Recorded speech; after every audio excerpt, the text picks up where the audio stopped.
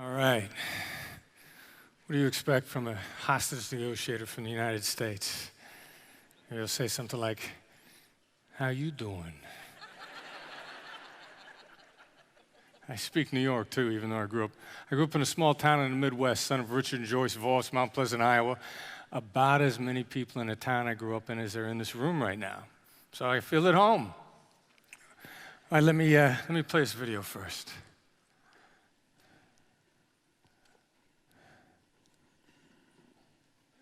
Both carrying on a verbal love affair with the word hostage. Listen.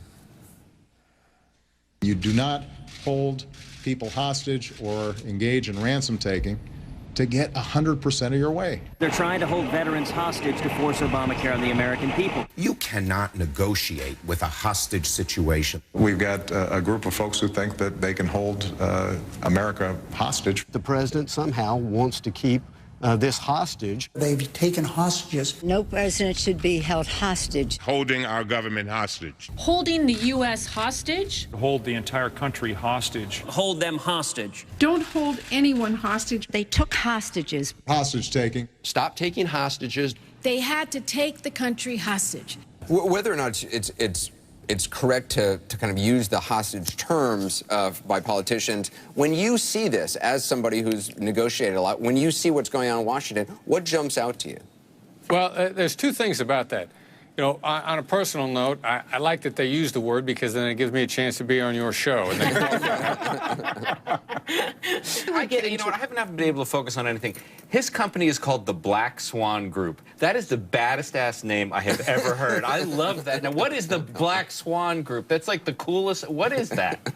Thank you very much. A black swan is something unusual that has a great impact, and we like to think that the way we negotiate has a great impact. See? Isn't that cool, right? I like Oh, man. All right. How often do you get a chance to make Anderson Cooper laugh, right? All right, so I want to help you be black swans. I want to help you learn how to do the little things, tiny little changes that'll make a huge difference in the interactions that you have with your clients, with the buyers, with the sellers, with everybody. Little things. So the first question I'd ask is, what business are you in? What business are you in? I heard a very prominent real estate professional once say, they're in the trust business. I think you guys are in the trust business. What business was a hostage negotiator in? I was in the trust business. It's the same business, slightly different circumstances. Real estate would be easy, right, if it wasn't for buyers and sellers.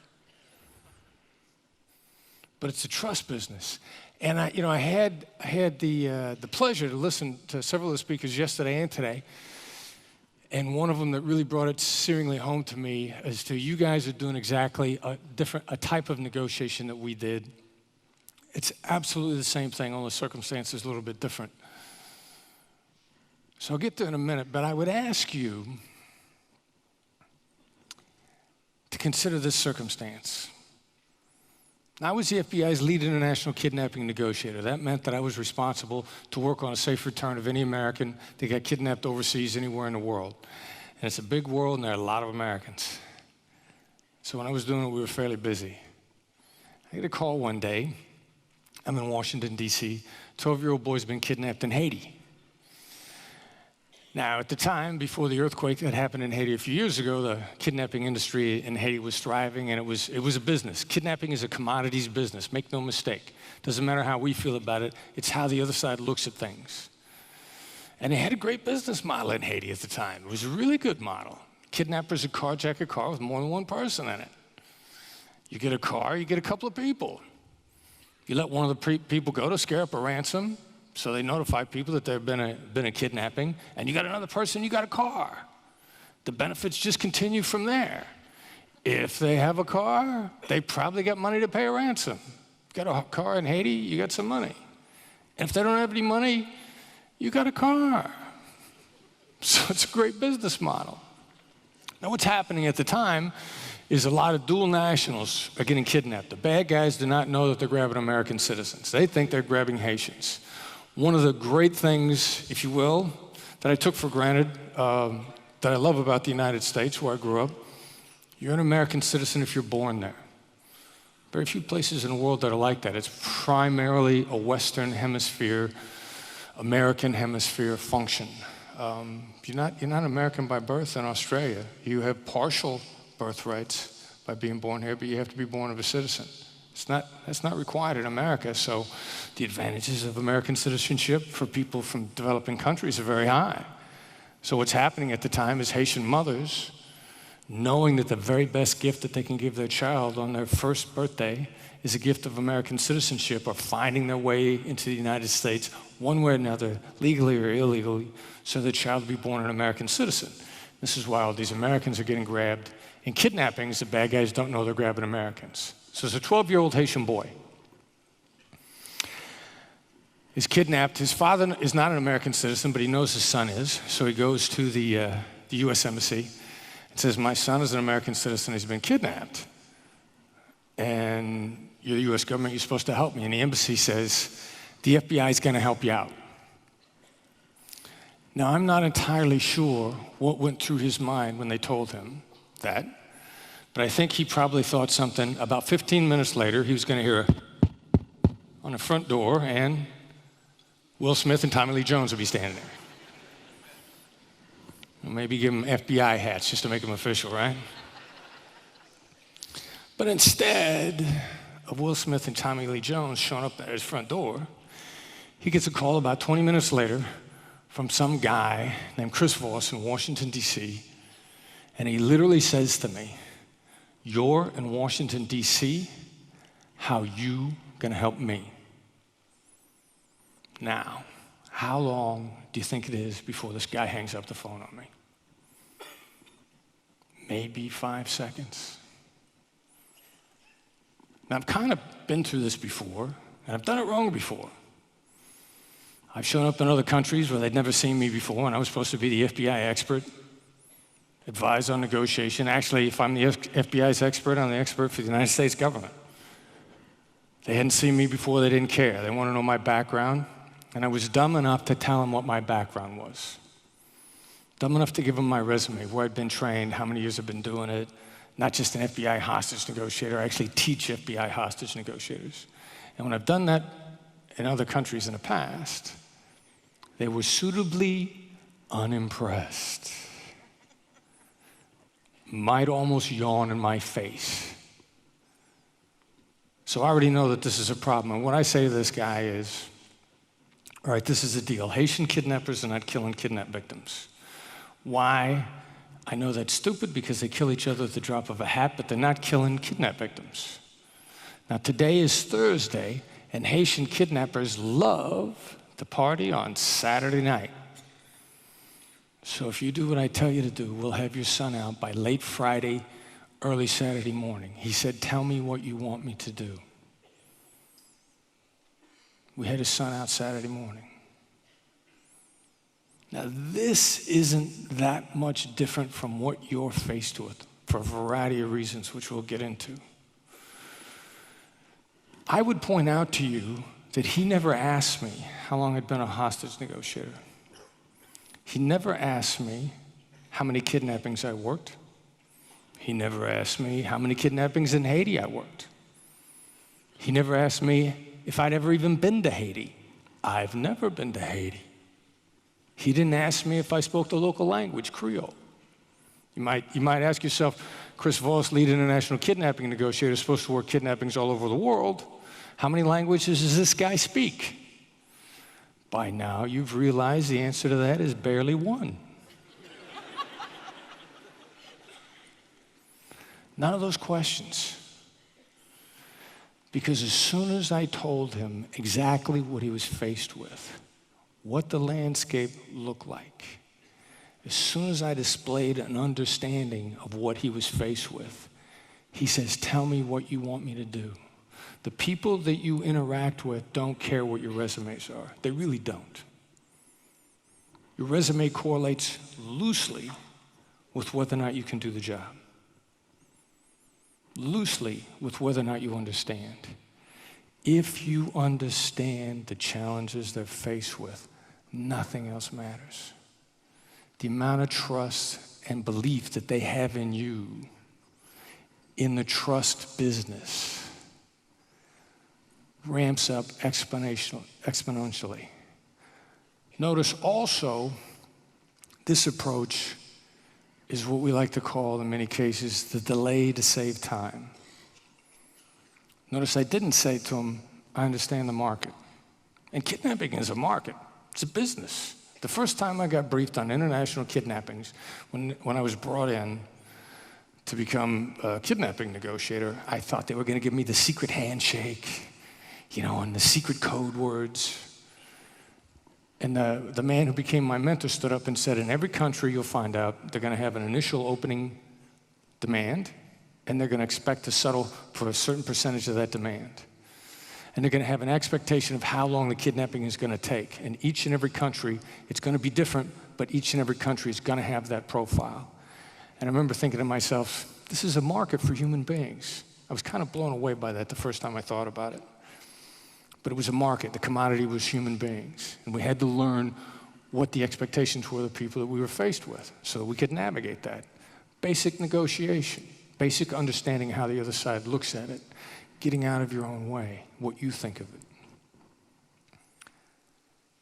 So you're in the trust business, but take the word trust out and drop in the word predictability. And then things begin to change. Because as soon as you begin to make things more predictable and understandable for the people you're dealing with, now you begin to help them in huge ways. Your clients, buyers and sellers, match almost exactly the psychological profile and reactions of the family members of a kidnapped hostage.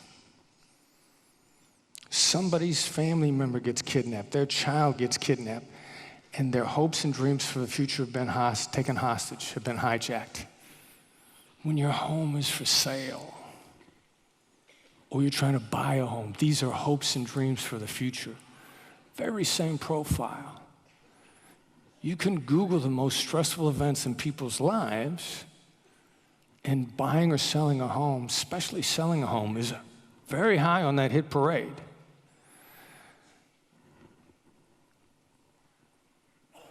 And the other interesting thing about this is the very same as a kidnapping, is when a kidnapping starts, the family doesn't know when it's going to be over. Even though I know, I can guess within, if I know the profile of the case and I know the country that it's in, I can guess within either a week or a month as to how long it's going to take. I know, but they don't know. They haven't been through this before.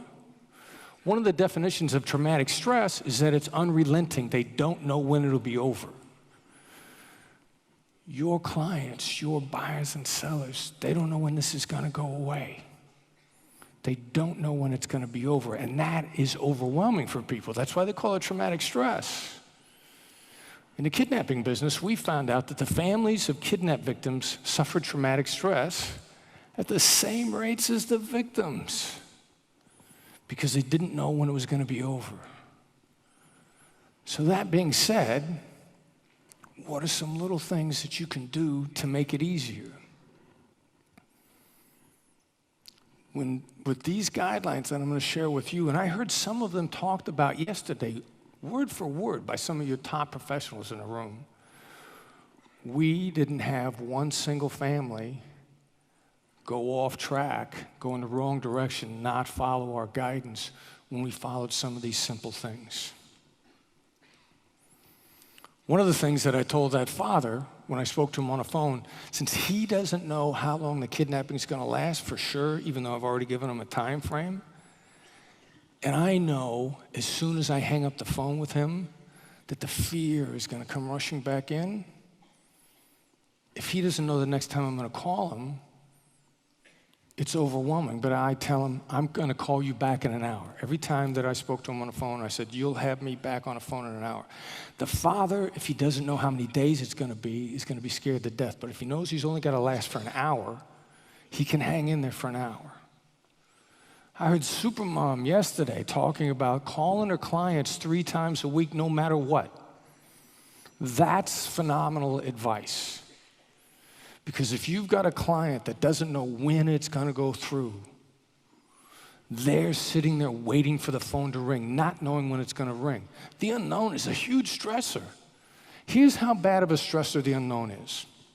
Before I became a hostage negotiator, I was a member of FBI SWAT, and I tried out for the Bureau's version of the Navy SEALs, and the FBI has something called the Hostage Rescue Team. And when I tried out for them, their maximum psychological stressor for us to try to get us to break was simply the unknown. They'd take us for a run, and we'd want to know how far we were going to go so we know how fast to run. If I know I'm going to run for an hour, if I'm going to run for 5 miles, I know how fast to run. And they'd take us for a run, and they'd just say, start running. We're done when we're done. Now, every single time they took us for a run, it was for about 45 minutes. But they take you out on a run, and if you know you're going to go 45 minutes, I can run 7-minute miles. If you run a lot, you know exactly how fast you run. You can pace yourself. If you don't know, it's supposed to stress you out, especially if they're trying to run you into the ground. The unknown. If that's the maximum stressor for special forces around the planet, imagine what the unknown as a stressor for your clients is. And imagine how far you can go instantly if they know they're going to hear from you 3 times a week. No matter what. You have just now stepped up your game in terms of being in the trust business because you're adding predictability to it. They trust you more. They give you more latitude. The other thing I loved that I heard the Supermom said yesterday too, which we did, and I had to learn this the hard way. When we're in the midst of a kidnapping that we know is going to last months, weeks, and many of them did, some of them last years, I would coach all of my negotiators, if you got nothing to tell the family, call them up and tell them you got nothing. Bring them on the phone. They know they're going to hear from you every couple days. Call them on the phone and say, look, I just want you to know there's nothing new. And the families would love that. I learned that the hard way because there was a Department of State Citizen Services guy who was doing far better with the families than we were on the international kidnappings. And I finally said, you know, they love you. What are you doing? He says, I call them every couple days, and if I got nothing new, I tell them I got nothing new. They love it. Because it adds predictability and stability, and they can cope with the uncertainty. Supermom yesterday said, you know what, if I got no showings, if nobody's come in to see the house, I call them and I say, look, nobody's been in to see the house. And your gut instinct is going to be, oh, that's going to make me look stupid. It's going to make me look like I'm not doing anything. That is not what it does. It makes you look like you're watching out for them. It helps, and in a way that they don't even understand, you're now helping to mitigate that stress for them. Now, the other thing this is also, which was I really wanted you to get the distinction in this is not calling them on the phone and saying, how you doing? How you doing? It's not calling them on the phone, saying, how are you? And I can remember one time, one of my negotiators in the Cincinnati division, and we were working a case that had our hostages ended up getting killed by friendly fire. The 16th anniversary of that was just 2 days ago. But we had a sister in the Cincinnati area. And I heard about this young lady, this woman, the entire time, because everybody was scared of her. When I finally met her in person, I was blown away because she was this buoyant, positive, upbeat, kind of like young pixie woman. And I was like, this is a girl that everybody's scared of? Because she didn't take nonsense. She was a no-nonsense kind of person. So my negotiator says, you know, I'm tired of calling her on the phone and asking her how she's doing and having her bite my head off. And I said to him, no, are you kidding me? How do you not know how she's doing? Her sister's being held hostage by terrorists. How are you doing? It's a silly question. I told you to call her and tell her you got nothing new. It'll take you 3 seconds. But he felt that made him look stupid. He's supposed to be FBI, he's supposed to have all the answers. You know, we got computers, we got satellites. I can't call him and tell him there's nothing new. Believe me, the distance that will go to help people relax while their child, their home, their hopes and dreams for the future is on the line in your hands. You want them to think they know I'm a professional, they see my marketing materials, they know the velocity of how the market goes, they know their pitfalls. Touch base with them regularly and just give them simple updates, and you'll be amazed at how far it will go. And Don't start by saying, how you doing? Maybe you inquire about how they are after you've given them the information. There's another really small trick also to communication. People don't remember things how they happened. People remember them by the most intense moment and how it ended. If you move your genuine inquiry to how they are personally, from the beginning of the call to the end of the call, then every single ending interaction that you have with your clients, the last impression is the lasting impression. The last impression is you genuinely inquiring as to how they are. Call them first, deliver the information, whether it be good or bad. And I'll give you another clue on delivering bad information in a moment. And then make that genuine, honest inquiry that you have about who they are as human beings. For the end, the last impression is the lasting impression. That is what they will remember. And that's what they carry forward to the next call. That's a rule that covers all aspects of negotiation. We learn this in different hostage takings and kidnappings because people are so concerned about first impressions, they very rarely focused on last impressions. The last impression is the last impression. Control your last impressions. Find a way to end positively no matter what, because that is what lingers in people's minds. You got bad news, call them on the phone and say, I've got bad news. Bang, and then hit them with it. It's kind of telling someone that you've got bad news is like brace yourself. They brace themselves, and then the punch. The kidnapping that I referred to where people died, when I got a call, the negotiator that called me says, I've got bad news. Martin is dead. And he gave me just enough time to brace myself so I wouldn't get caught off guard. And I spent the rest of the day making my phone calls exactly like that. I was so appreciative of being given the bad news that quickly. You're going to want to say, I've got bad news. I don't want you to react negatively. I'm sorry. I don't want you to feel bad. You're going to say a whole bunch of things. Give them a warning. Brace yourself. It's coming. And bang, hit them. And they will appreciate that. Add in, this is how we're going to deal with it. You've got an issue where something has gone wrong with a purchase or sale of a house. I got bad news. This happened. This is how we're going to deal with it. They will love you for that. They know things are going to go wrong. They don't expect perfection, but they want to be able to rely on you. And you begin to put things in context for them, and that's when your expertise as a real estate professional really begins to shine. All the reasons why they hired you in the first place, because of your knowledge of the market and demonstrating how you're going to deal with glitches. Because regardless of the market, you guys know there are problems. You know, meteors are coming. This is how you handle it in an emotionally intelligent way. So, who's this guy? Is this guy crazy? Is he high? What's this American smoking?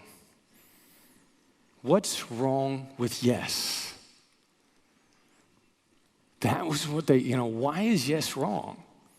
It was a chapter that sold my book to my publisher. It was initially, yes is the last thing you want to hear. And yes has been described as the most beautiful word in the English language. How could it be? How could it be the last thing we want to hear? And the most famous negotiating book in the world is getting to yes, right?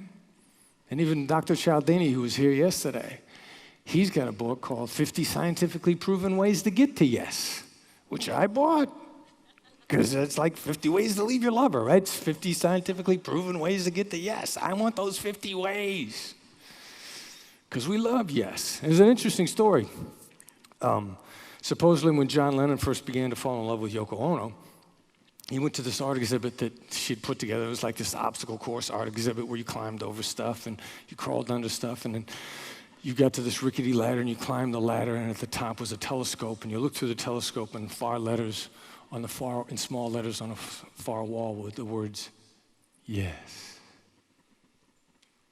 Let me ask you something. Phone on the other, you pick up the phone, the voice says, have you got a few minutes to talk? What's your initial reaction? You tighten up. A few minutes to talk. If I have a few minutes to talk, do I want to talk to you? If I have a few minutes to talk and I want to talk to you, do I want to talk about what you want to talk about? You know, there's not a man on the planet that hasn't got a call from the most important person in the world. He picks up the phone and she says, can we talk? And he thinks, well,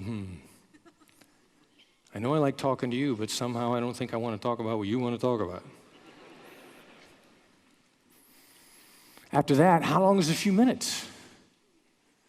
I got an attorney colleague. He gets this long agenda. He calls me on the phone and says, have you got a few minutes to talk? It's 45 every time. Right? And finally, how do I get off the phone? Now, what's the problem with that? All these things are going through somebody's mind. If they've said, yeah, yes, okay, go ahead, but all these things are going through their mind, they're not paying attention. That's the first problem. The second problem is nobody ever asks you to say yes to anything unless it's going someplace. Would you like to make more money? Would you like to be more successful? Would you like to have more free time? Buy my book.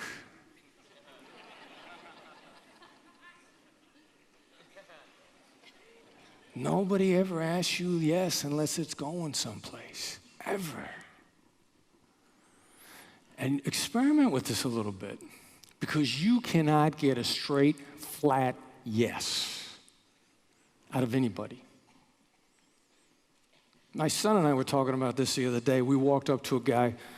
He was a security guard in the building that we're in. He had the name of his guard company on his uniform, Allied Security.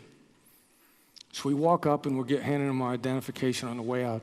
And I look at him and I said, do you work for Allied Security? He goes, well, yeah. Couldn't give me a straight yes. People can't say yes straight out because people are worried about what it's going to let them in for, because yes is always leading them into a trap. Always, always, always, always. A student of mine at USC's going on a honeymoon in a resort off-season, and they're offering discounts in the regular rooms off-season, but not in the bungalows. He knows the bungalows are empty. He wants to negotiate, but they're not offering discounts. He wants a discount on a bungalow. He gets the manager on the phone and he says, it's the off-season, right? Simply trying to confirm an innocent fact. But his manager knows it's going someplace. Everybody does this. Experiment with it. Stop this weekend, or tonight. Next time you're at a shopping mall, go to your favorite store. What's a store? I know you guys don't have, do you guys have Nordstrom's? Do you have Nordstrom's here? Go to your favorite store in the mall. Stand outside. There was a Woolworths over here in the shopping center, all right? Stand outside Woolworths. Stop people just before they're going in. Say, do you like shopping at Woolworths?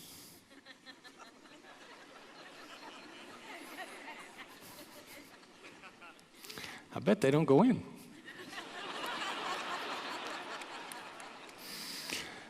I bet if you do that long enough, they call the police on you. So it's a problem.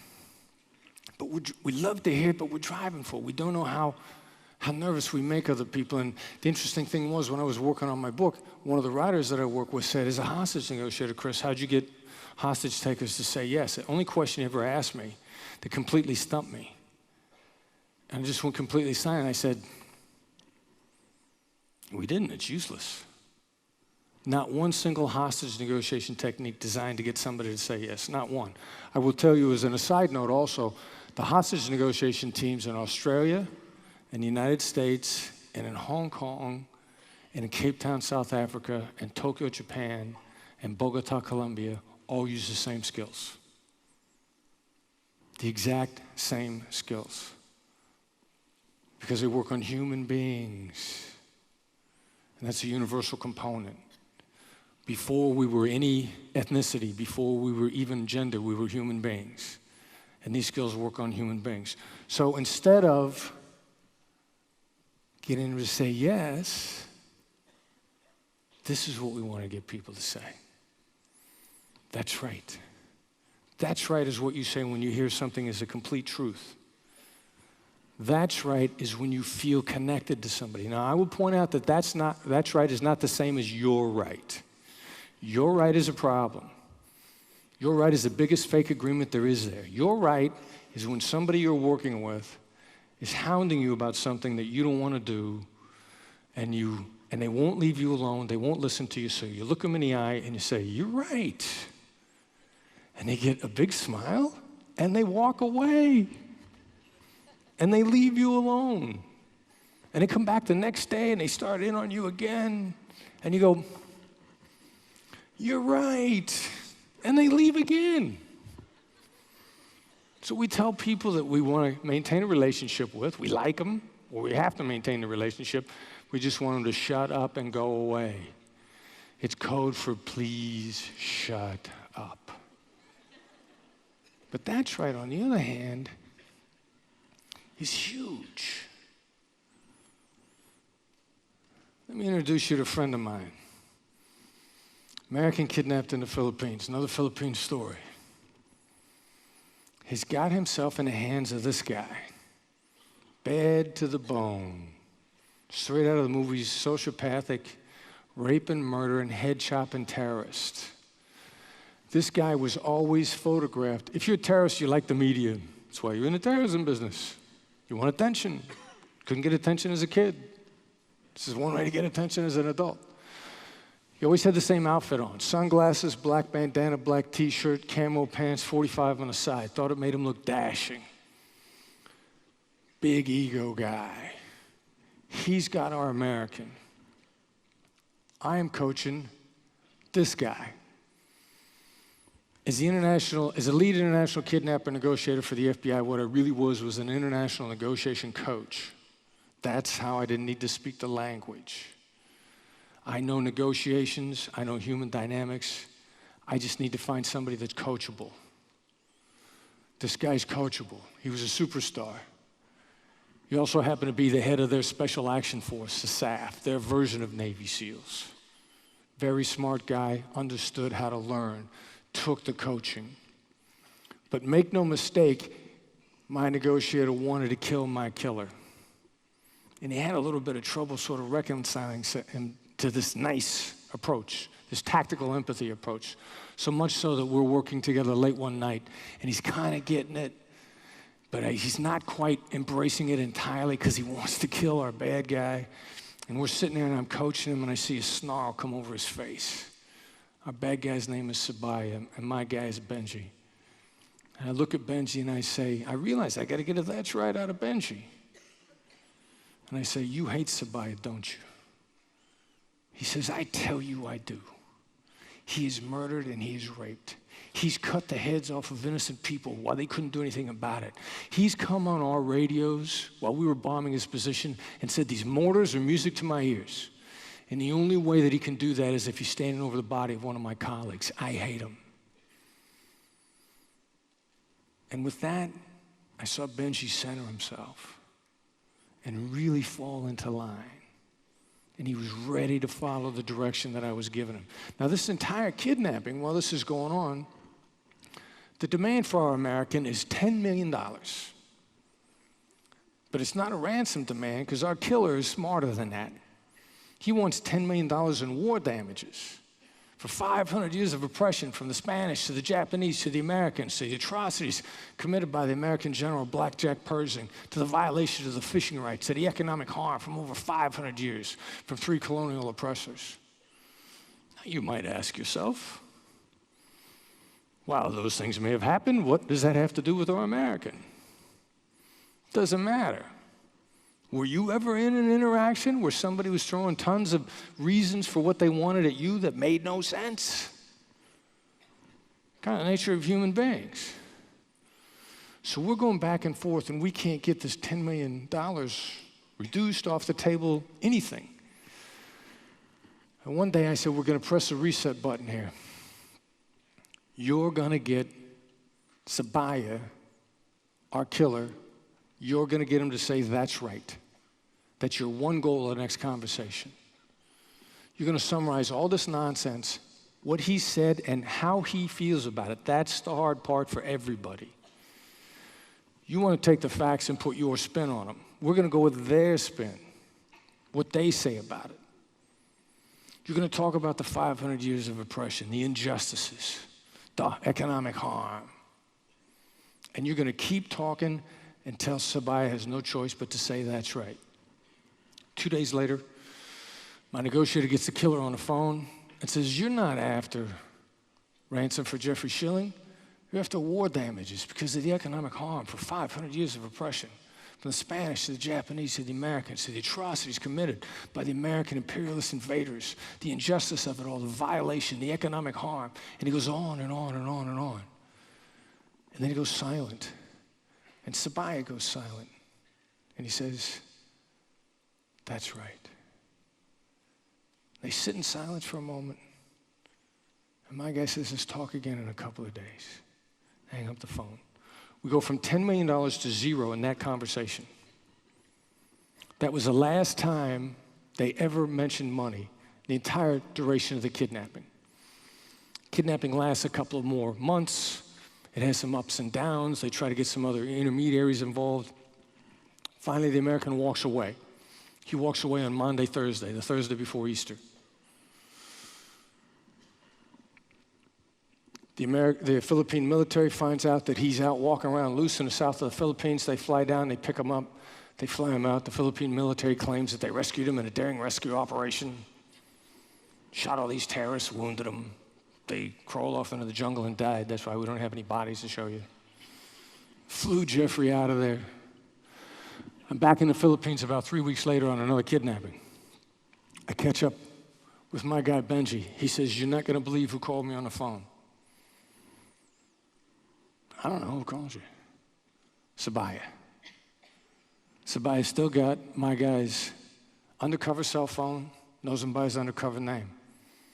Figures he had to have been either with the police or the military, just because he's not stupid. That's the only way somebody would be talking to him, had to be from the government. Sabaya calls Benji on the phone and says, have you been promoted? I have no idea what it was that you said to me on the phone. I was going to kill the American. You kept me from doing it. They should promote you. He hung up. Do you guys ever see that Billy Crystal, Robert De Niro movie, Analyze This? De Niro goes, you got a gift, you're good, you. That's what Sabaya was saying. The terrorist, the killer, is saying to my negotiator that has beaten him in every single way.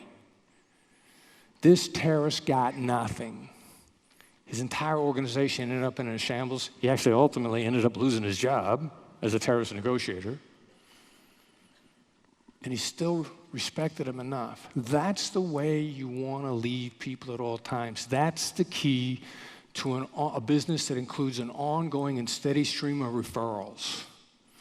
A steady diet of referrals, not always prospecting for new clients. If you leave people saying that's right with you, the connection that they feel with you, if a killer sociopath can feel that connected and that much respect to a government negotiator, imagine how much negativity that kind of connection overcomes in other traumatic instances, such as people helping them buying and selling their hopes and dreams and their vision for a future. They will not expect everything to go their way, but a solid connection with them on a regular basis makes a big difference. This is some old advice. Carl Rogers was a guy who was just a psychologist in the 70s in the US, and he sort of brought this concept of empathy back to us. One of the things that I always kind of loved about using Carl Rogers' empathy in kidnappings was because, I've Googled him a couple of times. I think his middle name was actually Ransom.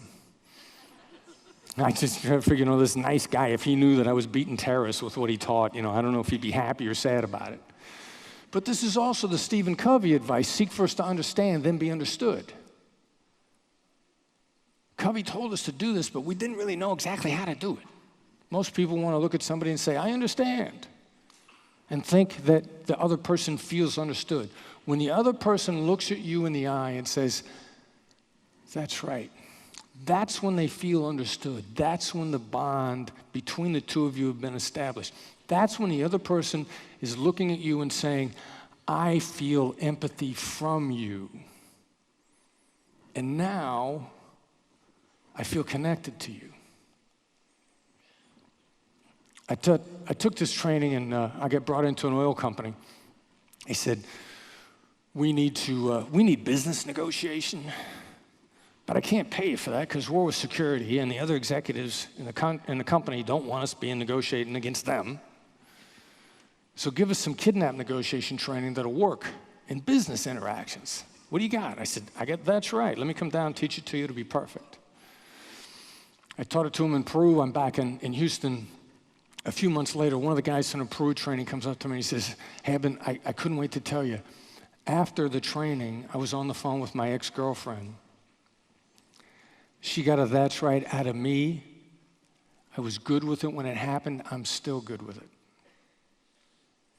That's how you want to lead people in your interactions. You want them to feel connected to you. They're not going to expect to get everything, but they are going to expect for you to look out for them and treat them as if you're connected to them. You back up.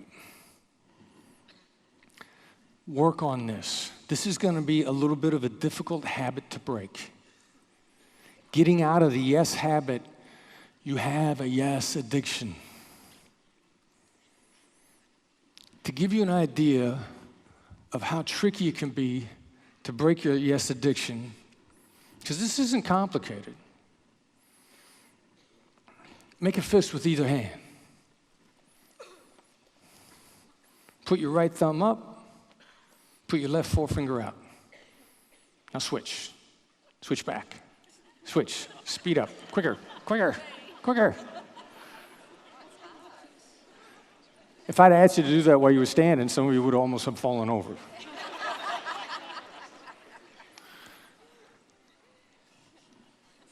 Was that complicated? Well, it was awkward. Your brain's not used to doing that. Your brain can get used to doing it with a little bit of practice, but initially that's the greatest barrier to learning, the initial awkwardness. You're going to feel ridiculously awkward getting away from your yes addiction. You use yes to be respectful, to use yes to be appreciative. You have a lot of great reasons for using yes, but unfortunately, so many other people are trapping everyone else with yes that most of humanity is reacting like battered children. You try to hug a battered child, they're still going to duck, even though you meant to hug them. Wasn't your fault. But it's still the syndrome that everybody's dealing with. So, if you want to know more, and only if you'd like to know more, I can promise you, if you just move that's right into your interactions and yes out, you're going to make an exponential leap forward. You are going to be delighted at the number of deals that you will make when you are getting ready to give in. That in and of itself sold my entire book. There's more there if you want it, only if you want it. We also have a newsletter that's free. I have a colleague of mine who used to like to say, if it's free, I'll take 3.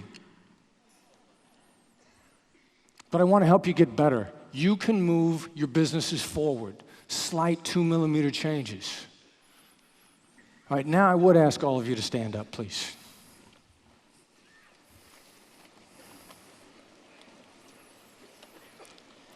Remember I told you before about Will Smith and Tommy Lee Jones, the Men in Black? They actually worked for me. Remember the little red flashy thing? I got them in our cell phones now. Everybody look up here.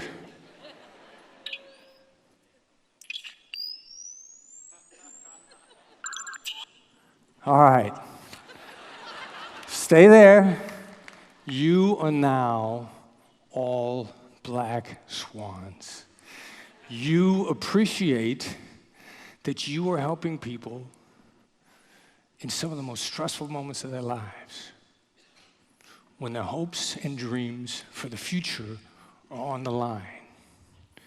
You will guide them through that and continue to build your businesses as a trusted advisor. Enjoy the rest of the conference.